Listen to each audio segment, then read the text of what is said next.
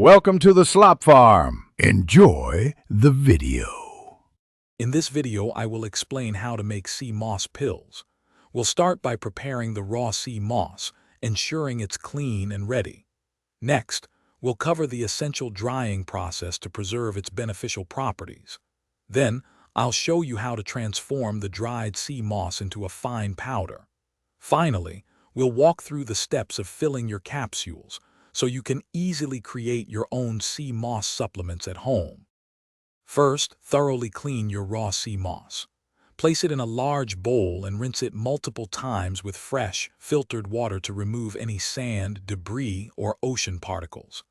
After cleaning, soak the sea moss in fresh water for at least 4 to 6 hours, or even overnight, to allow it to rehydrate and expand.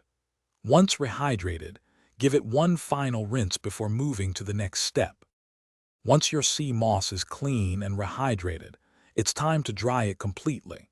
You can use a food dehydrator set to a low temperature, or simply air dry it in a clean, well-ventilated space until it becomes brittle.